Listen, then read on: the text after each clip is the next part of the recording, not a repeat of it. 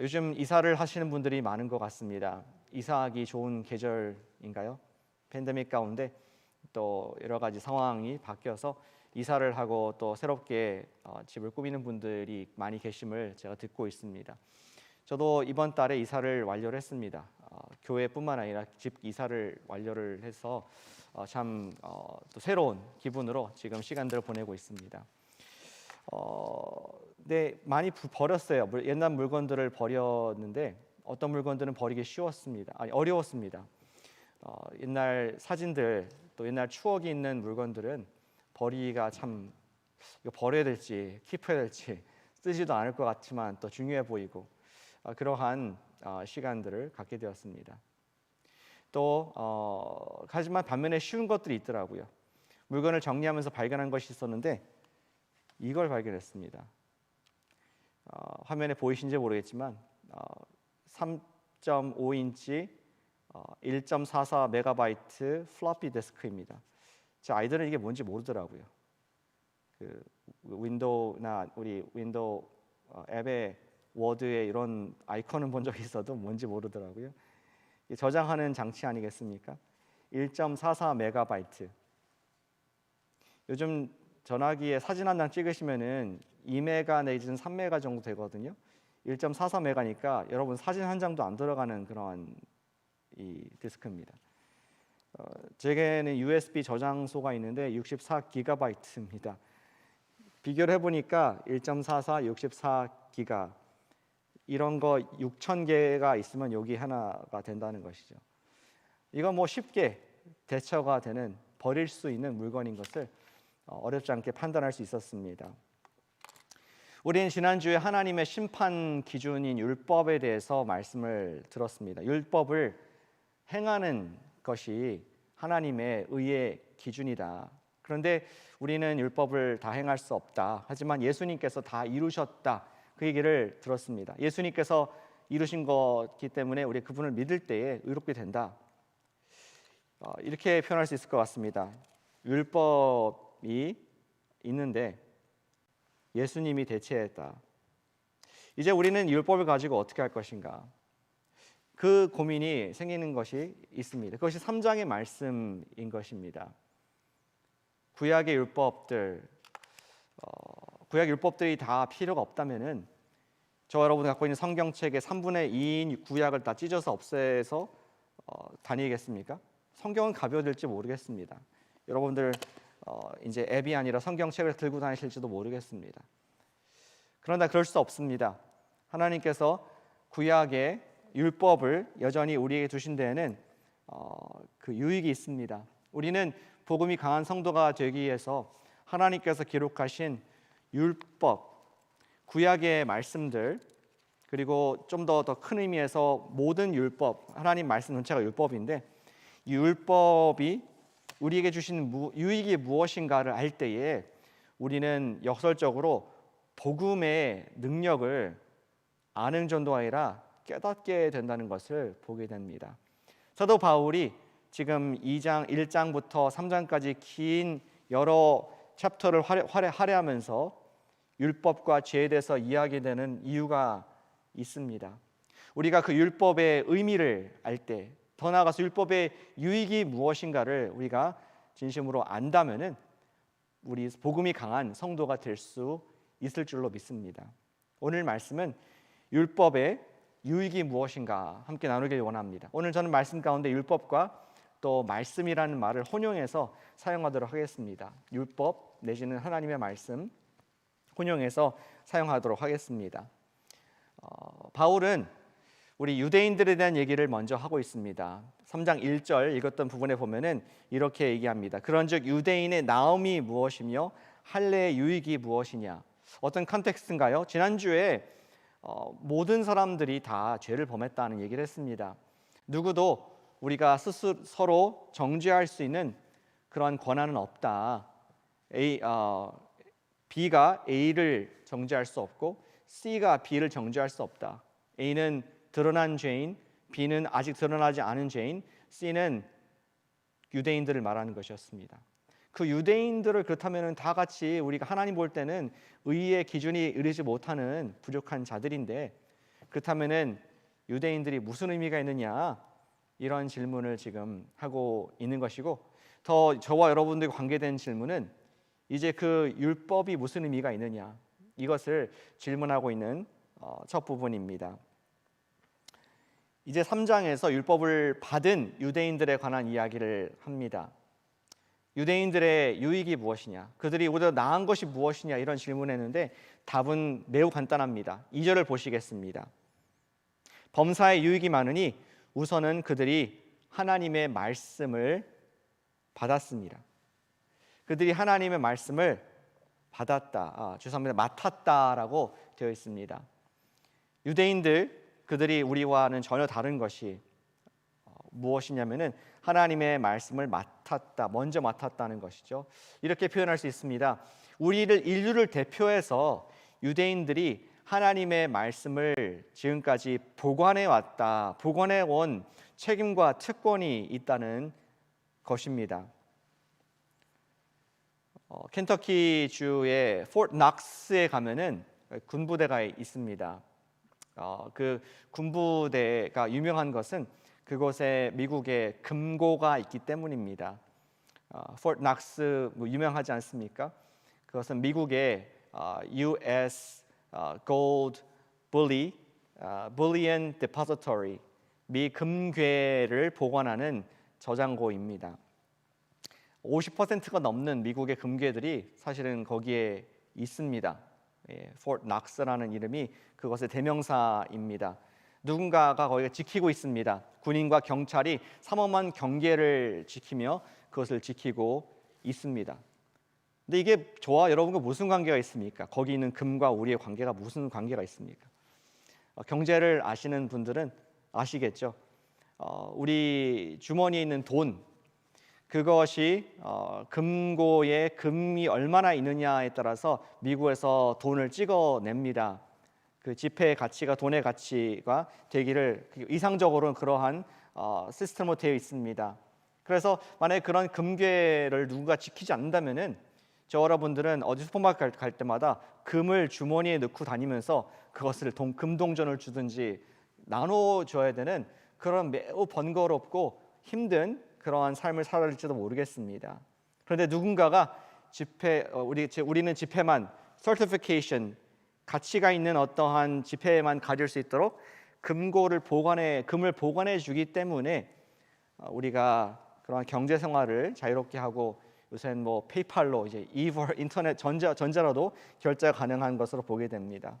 마찬가지로 하나님의 율법이라는 기준을 맡아서 지켜준 유대인들이 있었기 때문에 수천 년 동안 하나님께서 저와 여러분들에게 전해주신 옳고 그름의 기준, 즉 하나님의 절대적인 뜻이 저와 여러분들까지도 전달이 된 줄로 믿습니다. 누군가가 그것을 받아서 보관해 주었기 때문에 그 특권이 바로 유대인들에게 있었다. 그 특권이 율법이었다라고 얘기를 하고 있습니다. 그리고 바울은 이어서 얘기합니다. 유대인들에서 오해하지 말라고. 3절에 보니까 그들의 믿지 아니함이 하나님의 미쁘심을 패하겠느냐. 유대인들이 앞서 말했던 것처럼 율법을 지키지 못했다고 해서 율법 자체가 나쁘거나 불완전했던 것이 아니다라고 말하고 있습니다. 하나님의 미쁘심이라는 것은 영어로 faithfulness, 하나님께서 반드시 그 말씀들을 지키실 것이다. 율법이 순결하고 부정하지 않다는 것이 바뀌느냐, 우리가 지키고 못 지키느냐에 따라서 그게 바뀌느냐. 하나님 나라의 법에는 개정이 없는 줄로 믿습니다. 우리 헌법은 늘 amendment, 개헌을 하죠. 수정을 합니다. 그러나 하나님 말씀은 변함이 없고 예수님께서는 오히려 율법의 1.1획도 떨어지지 않을 것이다, 패하지 않을 것이다 라고 말씀을 해주셨습니다. 율법 자체가 잘못됐거나 하나님께서 율법을 폐기하셨다는 뜻이 아니라는 것이죠. 율법의 유익은 무엇입니까? 하나님께서 유대인들에게 율법을 맡기셨다는 것은 하나님의 뜻이 우리 삶 가운데, 우리 온 세상에 알려졌다는 것입니다. 그것입니다. 오늘 첫 번째 말씀의 대지, 여러분들 주보에 있는 그 돼지와 같은 것은 것입니다. 하나님의 신실하신 뜻을 알 수 있다는 것이 율법의 유익인 줄로 믿습니다. 하나님 말씀에 어쩌면 제일 쉬운 가장 첫 번째의 유익이 바로 하나님의 뜻을 알 수 있다 하는 놀라운 은혜의 소식인 것이죠. 우리가 자연만 보고 있었을 때, 우리가 또는 서로 사람만 보고 있었을 때에는 하나님이 계신 것을 알지 못했습니다. 절대 알 수가 없었습니다. 그러나 하나님의 율법, 말씀을 통해서 아하, 내가 하나님의 형상을 따라 지음받은, 창조된 존재인 것을 우리가 알 수 있게 됐습니다. 우리가 햇빛과 물과 공기는 그냥 존재하는 줄로만 알았었습니다. 그런데 하나님의 말씀을 보니까 선하신 하나님이시구나. 하나님께서 우리에게 필요한 모든 것을, 물과 햇빛과 필요한 모든 것을 다 주시는 선하신 하나님이셨구나를 알게 된다는 것입니다. 우리에게는 선과 악의 기준이 없었고, 다만 좀 양심에 조금 좀 뭐가 좀 옳고 뭐 그러고 좀 이런 생각들이 양심적으로만 있었습니다. 그런데 하나님께서 분명히 하나님이 절대 선이신 것을 우리에게 율법을 통해서 알려주시자 우리의 삶 가운데는 거룩함이라는 개념이, 하나님의 기준이 무엇인가를 분명히 알게 되는 그러한 깨달음의 지혜가 우리에게 말씀을 통해서, 율법을 통해서 있게 된 줄로 믿습니다. 우리는 하나님 말씀을 통하여서 십계명을 알게 되고 한 민족을 구원하신 역사를 읽어가면서 저와 여러분들을 포함한 온 인류의 구원의 계획과 역사가 있음을 우리가 알게 된 것입니다. 그냥 이 땅에서 있다가 소멸되고 그냥 없어질 진화론적인 존재가 아니라는 것이죠. 분명히 시작과 끝이 있는 것을 우리 하나님의 계신 율법 말씀을 통해서 분명하게, 똑똑하게, 의심의 여지 없이 우리에게 알게 되었다는 것입니다. 그 모든 것을 복원해 준 존재가 유대인이라는 것이죠. 여러분들에게는 하나님의 말씀이 어떠한 의미가 있습니까? 정직하게 얘기하면은 우리가 다 지키지 못하는 말씀입니다. 우리가 알면서도 늘 부담만 갖는 말씀일 수 있습니다. 그러나 우리가 못 지킨다고 해서 그 말씀에 1.1획이 변하는 것이 아닌 것을 분명히 믿으시길 바랍니다. 하나님의 절대적인 율법 기준에는 변함이 없습니다. 그러나 우리가 그 율법을 계속 읽는 이유는 우리가 절대 선이신 하나님, 절대 거룩하신 그 하나님의 기준을 추구할 수 있는 근거가 되기 때문입니다. 구원받은 저와 여러분들이 여전히 율법을 읽는 이유는 하나님께서 말씀하신 그 기준이 무엇인가, 그것을 추구할 수 있는 기준과 동기가, 바로 근거가 우리에게 된다는 것이죠. 매 아침마다 거울을 보십니까? 거울을 보시면서 뭐를 보십니까? 우리는 거울을 보면서 흐트러진 머리를 빗습니다. 또 이 사이에 낀 이물질을 제거합니다. 거울을 보면서 어쩌면은 망가진 피부에게 로션을 바릅니다. 또 여성분들은 화장을 합니다. 거룩함, 우리가 거울이라는 것이 있기 때문에 그것을 볼 수가 있는 것이죠.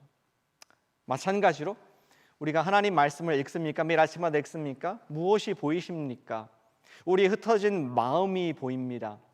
그리고 또 우리의 이물질이 낀 그 마음의 죄악들이 비추어집니다. 그리고 우리의 거룩함이라는 화장품을 바를 수 있도록 우리 마음을, 그 어글리한 마음을 보여주는 것이 하나님의 율법 말씀인 것을 보게 됩니다. 매일 아침 하나님 말씀을 보십니까? 참 잘하십니다. 성경을 순서대로 읽어가는 것이 참 중요한 성경 읽기의 원리인 것을 우리 기억하길 원합니다. 왜냐하면 우리는 마음이 본성적으로 항상 나를 추구하기 때문에 마음에 평안을 주는 말씀, 은혜가 되는 말씀, 좀 이렇게 쉴 수 있는 말씀만 찾게 됩니다. 그러나 하나님 말씀은 66권은 마치 전신 거울과 같이, 조금도 숨길 수 없는 것 같이 우리의 삶의 모든 부분들을 나의 취사 선택과 관계없이 적나라하게 그대로 정직하게 보여주기 때문에 우리에게 평안과 위로도 주지만 또 우리의 죄악들을 돌아보게 하는 그러한 하나님의 선물, 도구인 것을 우리가 발견할 수 있습니다. 다시 말씀드리지만 율법의 유익은 무엇입니까? 그것은 여과 없이 저와 여러분들 향한 하나님의 뜻을 알 수 있다는 놀라운 그러한 수단인 줄로 믿으시길 축복합니다. 율법의 유익은 하나님 뜻을 알게 합니다. 그런데 오늘 바울은 그 이상을 지나서 더 깊은 유익이 있다는 것을, 어쩌면 유익인지 부담인지는 모르겠지만 그 이상의 얘기를 9절 이하에서 해주고 있습니다. 바로 내가 얼마나 죄인인지 율법을 통해서 그 심각성을 알 수 있다는 것입니다. 9절에 이렇게 되어 있습니다. 그러면 어떠하냐? 우리는 나으냐? 결코 아니라 유대인이나 헬라인이나 다 죄 아래 있다고 우리 이미 선언하였느니라. 기록된 바, 우리가 다 죄인인 것이 선포가 되었다. 지금까지 논리를 통해서 법정에선 변호사와 같이 바울이 계속 변론을 해왔습니다. 그런데 거의 마지막 부분에서 우리에게 이제 죄가 얼마나 그냥 뭉뚱그려 큰 브러쉬 스트로크로 죄인이 아니라 얼마나 구체적인 죄인인지를 낱낱하게 얘기를 해주고 있습니다. 그런데 인용을 합니다. 기록된 바 하면서 시편의 인용들을 합니다. 시가 어떤 효과가 있을까요? 시를 읽으면은 지식이 아니라 감동이 있지 않습니까? 전율이 흐르고 또 우리의 마음을 느낌을 줍니다. 어쩌면 바울이 탁월한 지금 논리를 가지고 그리고 탁월한 감성을 가지고 얼마나 우리가 죄인인가 한번 느껴보라고 그 죄의 정도를 보여주고 있습니다. 10절을 보시죠. 의인은 없나니 하나도 없으며, 11절 깨닫는 자도 없고 하나님을 찾는 자도 없고. 의인이 아까 다 죄인이라고 했으니까 당연히 의인이 없다는 사실이죠. 논리가 아니라 강조하고 있습니다. 하나님께서 보시니까 이 땅에 의인이 없어도 너무 없다. 한 사람도 없다. 제로. 어떻게 그럴 수가 있느냐. 그러한 지금 탄식을, 시편 기자의 탄식을 인용을 하고 있습니다. 그리고 또 그 사람의 이 땅에서 인정받는 사람은 한 사람도 없다는 그 탄식이죠. 깨닫는 자, 하나님을 찾는 자도 없다. 의를 행하는 사람은커녕 깨닫는, 이해하는 사람도 zero, 없다. 이렇게 탄식을 하고 있습니다. 그렇기 때문에 다 치우쳐 어떤 moral compass, 우리 마음 가운데 하나님을 추구하고 아는 마음이 전혀 없기 때문에 나침반이 없는 거죠. 기준이 없는 겁니다. 다 치우쳐 선악의 기준이 없기 때문에 심한 편견을 가지고 선할 행할 능력은 더더욱 없음을 12절에서 보여주고 있습니다. 그리고 더 나아가서 바울은 우리 몸의 각 부분들을 가지고 어떻게 죄를 짓고 있는지를 낱낱이 보여주고 있습니다. 13절 목구멍은 열린 무덤이요. 표현이 굉장히 좀 원색적이지 않습니까? 입을 열 때마다 죽음의 그림자가 나타난다. 혀로는 속임을 일삼으며 그 입술에는 독사의 독이 있고 venom, 날카로운 혀로 사람들을 판단, 정죄, 비판, 멸시. 이러한 싸늘한 죽음의 그림자가 우리의 목구멍과 입술에 있다는 그러한 시편 기자의 고백을 그대로 인용을 하고 있는 것입니다. 마치 아침에 일어나면은 여러분의 자연스러운 입에서는 입 냄새가 나죠. 사람을 만나기가 꺼려집니다. 만나지 마시길 바랍니다. 마치 이것처럼 우리는 입을 열기만 하면은 입에서 죄의 향기가, 죄의 악취가 우리에게 난다는 것을 얘기해주고 있습니다. 바울은 계속 얘기합니다. 15절부터 17절에서는 행동으로 일삼는 죄악들도 범죄들도 있음을 보여줍니다. 15절 그의 발은 피 흘리는데 빠른지라. 폭력을 좋아합니다. 사랑합니다. 파멸과 고생이 그 길에 있어 평강의 길을 알지 못하고 평화 월드 피스를 외치지만 인간은 본성적으로 전쟁을 좋아하고 칼과 총을 만드는 것을 한 번도 신 적이 없다는 것을 시편 기자가 지금 아파하면서 노래하는 것을 인용을 하고 있습니다. 눈은 어떻습니까? 18절에 보니까 그들의 눈앞에 하나님을 두려워함이 없느니라. 눈이 많은 것을 말해주지 않습니까? 눈은 마음의 창이라고 하는데 사람의 눈을 보니까 자신만만한 겁니다.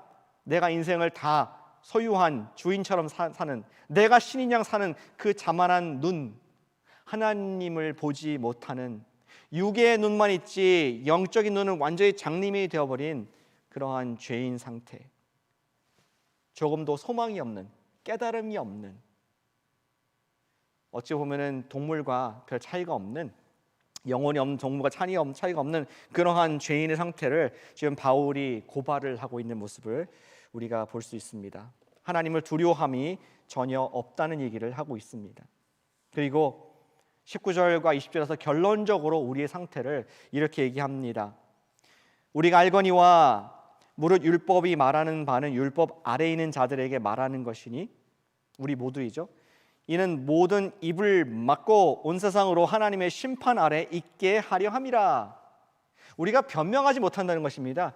율법이 낱낱이 저와 여러분들의 죄악을 삭삭삭삭 면도칼로 싹 베어내듯이 날카롭게 우리를 분석해내니까 하나님의 심판대 앞에서는 함구, 우리가 말을 하면 할수록 더욱더 죄만 늘어나는 그러한 모습이라고 바울이 결론으로 나아가고 있습니다. 그리고 20절 말씀입니다. 그러므로 율법의 행위로 그 앞에 의롭다 하심을 얻을 육체가 없나니. 이제 이해가 되죠? 그냥 우리가 율법의 행위로 의롭지 못하다는 그 말을, 선포를 들은 것과 앞에서 바울이 낱낱이 우리의 지체를 가지고 말과 우리의 마음과 우리의 행동이 얼마나 하나님 앞에서 그릇된지를 보여주었을 때 그 정도가 매우 다릅니다. 마지막 결론은 이것입니다. 오늘 말씀 핵심은 이것입니다. 20절 맨 마지막 문장입니다. 율법으로는 죄를 깨달음이니라. 아멘. 율법의 주된 기능은 무엇입니까? 우리가 하나님의 뜻을 아는 것 이상으로 우리가 그 뜻에 미치지 못하는 정도를 깨닫기 위함이 율법의 주된 유익이다라고 바울은 얘기를 하고 있습니다. 굉장히 뼈아픈 얘기입니다. 아픈 환부에다가 소금을 치고 또 더 아프게 쑤시는 듯한 그러한 얘기를 지금 바울이 우리의 현실을 얘기를 하고 있습니다. 깨닫는다는 것은 아는 것과는 다른 것 같습니다. 아는 것은 지적 동의지만 깨닫는 것은 내 마음으로 동의하고 마음으로 체율, 느껴지는 것이 깨달음인 것입니다. 여러분들은 몸무게가 지금 어떻게 되시는지 아십니까? 이렇게 물어볼까요? 정말로 깨닫고 계십니까? 성경은 우리를 모두 싸잡아서 죄인이라고 말하고 있지 않습니다. 큰 어떠한 닥트린, 교리에 의해서 우리는 다 죄인이니까 죄인인 걸 믿어야지, 그렇게 말하고 있지는 않습니다. 하나님께서는 우리가 하나님 율법 기준으로 봤을 때에 얼마나 심각한 모습인지를 깨달아 알기를 원하시는 것이 율법의 목적인 것을 보게 됩니다. 집에서 아까 저울 우리 무게 얘기했는데, 집에서 여러분들 몸무게를 계속 저울을 가지고 모니터링 하는 분들이 계실 걸로 압니다. 집에 저울이 없었을 때는 여러분들이 그냥 느낌으로 생각했을 것입니다. 내가 아침에 좀 일어났는데 무겁네? 어제 내가 좀 과식을 했나 보다. 조금 몸무게가 1, 2파운드 늘었겠다라고 이렇게 가정을 합니다. 그러다가 저울이 생기면은 저울은 정확하게 오늘 당신이 몇 킬로그램, 몇 파운드인지를 얘기하고 그것을 아주 적나라하게 소수점까지 얘기를 해줍니다. 그래서 한 끼 식사를 했느냐 아니냐에 따라서 이 숫자가 또 달라지기도 합니다. 그것은 항상 aware한 사람, 내 몸무게를 아는 정도나 깨닫는 사람은 건강 관리를 더 할 가능성이 있다는 것이죠. 하나님의 말씀은 매우 정교한 저울과 같습니다. 구약의 말씀 그냥 다 예수님께서 이렇기 때문에 그냥 못 지키지만 예수님께서 다 이루셨고 믿으면 다 돼, 뭉뚱그려서 알지 말라고 말씀하시고 하는 것이 구약의 율법이라는 것이죠. 아주 정교한 저울과 같이 우리의 마음을 살피게 됩니다. 좀 오늘 죄를 지었네, 오늘은 좀 내가 거룩하게 느껴진다, 그런 것이 아니라 우리 마음의 동기를, 우리의 언어를, 우리의 행동을 낱낱이 판단하게 우리 보게 하시는 바로 정교한 영적 저울과 거울이 바로 율법인 줄로 믿습니다. 정말 민감하신 분들은 하나님 앞에 기도할 때, 말씀 보면서 성령 앞에 기도할 때 성령님께 깨닫게 하십니다. 내가 품었던 아주 교묘한 생각이 잘못됐으면 말씀해 주십니다. 혹은 내가 어제 누구를 보았던 그 dirty look, 흘겼던 눈까지도 보여주게 하실 때가 있습니다. 우리 말씀은 하나님 말씀 매우 정교한 외과 의사의 수술용 집도와도 같다라고 히브리서 기자는 말씀하고 있습니다. 히브리서 4장 12절과 13절 말씀에 이렇게 하나님 율법을 말씀을 표현하고 있습니다. 하나님의 말씀은 살아있고 활력이 있어 좌우의 날선 어떤 검보다도 예리하여 혼과 영과 및 관절과 골수를 찔러 쪼개기까지 하며 마음의 생각과 뜻을 판단하나니 지으신 것이 하나도 그 앞에 나타나지 않음이 없고 우리의 결산을 받으실 이의 눈앞에 만물이 벌거벗은 것 같이 드러나느니라. naked, 우리의 몸이 추한 모습까지도 낱낱이 드러나는 그러한 외과 의사의 수술용 집도와 같다. 요새는 수술용 집도보다도 레이저 나이프를 사용하죠. 아주 정교하고 세밀하게, 면도칼보다 더 정교하게 우리의 마음의 생각을 분해하시는 것이 율법이다. 예, 그렇습니다. 율법의 유익은 우리의 죄인된 정도를 깨닫게 하시는 것입니다. 주님, 저는 다 잘못했습니다, 다 용서해 주세요, 뭉뚱그리지 마시길 바랍니다. 율법은 우리를 고치는 그 수단은 되지 못하지만 율법은 우리의 깊은 죄악까지도 나타나게 하시는 의사이신 성령님의 집도하는 도구인 줄로 믿습니다. 성령님께서 성경을 통해서 하시는 일은 마치 또 다른 의사 비유를 한다면 치과 의사의 그 작은 거울 같습니다. 여러분들 이 속에 드는 거울, 그것은 어디에 충치가 있는지 우리로 보게 하십니다. 아직 거기에 드릴을 하고 또 이를 빼내는 도구는 아닙니다. 거울은 그런 용도가 아닙니다. 그러나 적나라하게 어디 몇 번 치아에 정확하게 어떤 문제가 있는지, 어떤 플래크가 꼈고 어떠한 지금 약함이 있는지를 정확하게 보여주는 것이 바로 거울이고 율법인 줄로 믿습니다. 사랑하는 여러분, 우리 말씀에 어떻게 반응하겠습니까? 말씀 앞에 회개의 열매를 맺는 우리 매일 되시기를 축복합니다. 말씀 앞에 회개의 열매를 매일 맺으시기를 축복합니다. 지금이 우리 교회력으로는 사순절 기간입니다. 예수님께서 십자가의 길을, 고난의 길을 걸어가셨던 그것을 기억하며 40일 동안 다른 교단에서는 또 금식도 하고 죄를 뒤집어 쓰기도 하고 Ash Wednesday, 또 기도하는 그런 조용한 시간을 갖고 있습니다. 그런 사순절이 아니라 할지라도 우리가 정말 복음에 강한 성도가 되기 원한다면은 우리는 회개에 강한, 회개가 날마다 일상이 된 거룩한 성도가 되시기를 진심으로 축복합니다. 율법은 무용지물이 아닙니다. 철저하게 죄를 깨달을수록 철저하게 구원을 우리는 경험을 할 수 있습니다. 구체적으로 죄의 해결책인 복음을 삶의 구체적인 부분에 우리가 바를 수 있게 하는 근거가 바로 구체적인 회개라는 말씀을 드리고 있는 것입니다. 따라서 말씀 앞에서 하는 근심은 절대로 잘못되고 또 나쁜 것이 아닙니다. 좀 축복된 말씀만 듣게 해주세요, 위로받길 원합니다. 아닙니다. 성령님께서는 우리에게 정확한 아픈 사람, 암 환자가 암이 있는 걸 발견하는 것이 유익이지 않습니까? 고린도후서 7장 10절 말씀에 이렇게 기록되어 있습니다. 하나님의 뜻대로 하는 근심은 후회할 것이 없는 구원에 이르게 하는 회개를 이루는 것이요 세상 근심은 사망을 이루는 것이니라. 아멘.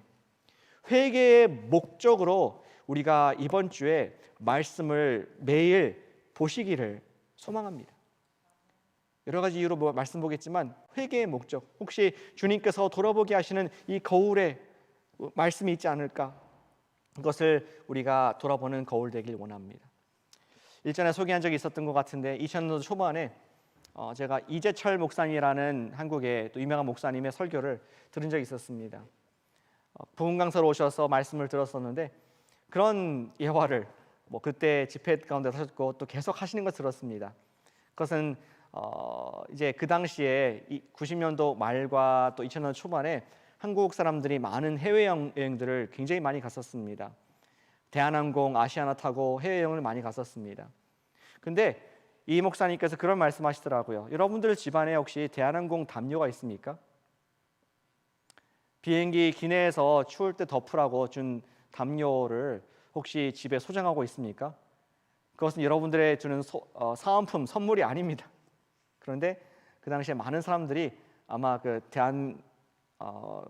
대한항공 담요를 이렇게 백팩에 집어넣고 집에 가져갔던 것 같습니다. 그리고 그것이 이제 고스톱하기 좋다 뭐 이런 소문이 나가지고 담요를 펴놓고 이렇게 또 이렇게 게임했던 그러한 용도 썼던 것 같습니다. 근데 많이 뜨끔했던 것 같아요. 집집마다 다 있거든요. 거기 앉아 있는 그리스도인들 뜨겁게 하나님 사랑한다고 맨날 회개하고 성령 집회, 심령 집회하고 했던 그런 우리 모습들인데, 그런데 우리의 삶에 구체적으로 보니까 아무런 의식 없이 어떤 양심의 가책 없이 슬쩍 남들 다 하니까 그냥 나도 갖고 온, 그거를 지적하시더라고요. 사랑하는 여러분, 우리가 큰 죄, 하나님 앞에서 내가 하나님을 거역한 큰 죄인입니다. 그러한 죄를 고백하기 이전에 내 삶 속에 작은 거짓말, 내 삶 속에 작은 미워함, 내 삶 속에 옳지 못한 것을 말씀을 읽으면서 성령님께서 깨닫게 하실 때 그 한 가지를 고백할 때 우리는 정말 내가 하나님 앞에서 내가 죄인 중에 괴수입니다라는 말이 깨달아지고 진정한 회개의 은혜가 있을 줄로 믿습니다. 사랑하는 여러분, 사순절 기간 그리고 우리 복음이 강한 성도가 되기 위한 기간으로서 우리가 이번 주에 매일 구체적으로 주 앞에 회개하는 우리가 되길 소망합니다. 제 기도가 하나 있는데요. 우리 교회가 기도 제목만 나누는 소그룹이 아니라 셀 모임들이 아니라 우리의 회개의 제목들을 나눌 수 있는 데까지 가기를 진심으로 소망합니다. 아픈 것이고 부끄러운 것일 수 있지만 그것이 아까 고린도후서 7장 10절 말씀과 같이 구원에 이르게 하는 회개, 생명을 살리는 회개, 저와 여러분들이 회개의 열매를, 구원의 기쁨을 매일 누리는 하나님의 축복의 통로 회개, 그리고 축복의 도구 율법이 될 줄로 믿습니다. 매일 회개하는 우리 되시기를 소망합니다. 기도하겠습니다.